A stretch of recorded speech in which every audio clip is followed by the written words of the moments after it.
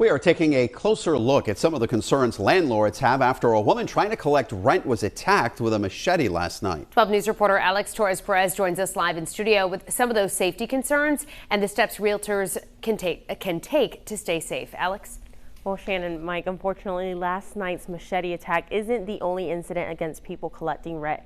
Earlier this year, a man in Portsmouth was arrested accused of killing his landlord, and it's these kinds of incidents that has landlords on watch.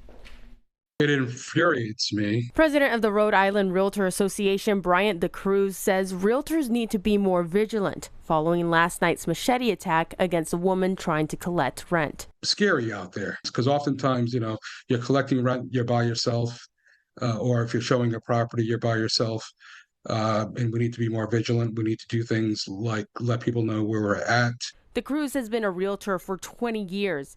He hasn't really noticed an increase in violence. In fact, he says most tenants are good people, but anything can happen. It can get a little bit testy sometimes if someone hasn't, provided you with the rent, or if it's your fourth or fifth time to the property trying to collect rent.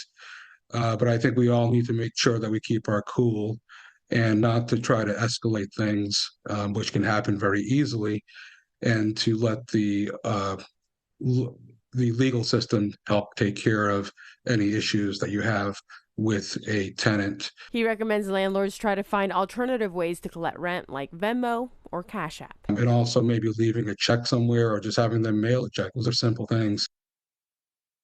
And the state legislature is also getting ready to update the landlord-tenant handbook, which hasn't been done since 2007.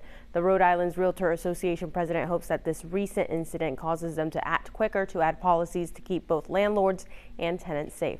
By the way, that handbook must be updated by the end of 2024.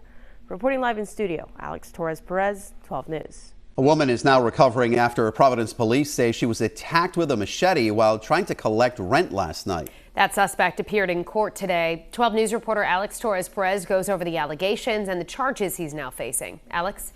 Well, Shannon, Mike, Charles Manuel did not enter a plea this morning after police say he assaulted a woman over 60 years old with a machete.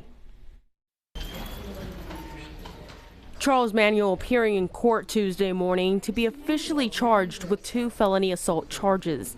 Providence police say he swung his machete at a woman, cutting her face. That woman told officers she had gone to the 3rd floor apartment off Grove Street to collect $200 of rent from Manuel before they got into an argument that turned physical.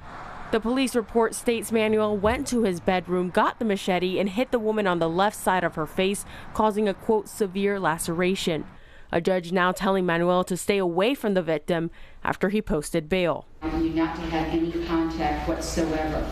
His mental health will also be monitored by the court. That is part of your bail. You do have to do that. The president of the Rhode Island Realtors Association, Bryant DeCruz, is infuriated by what happened. Who in their right mind would attack someone with anything in terms of, especially a machete as an example.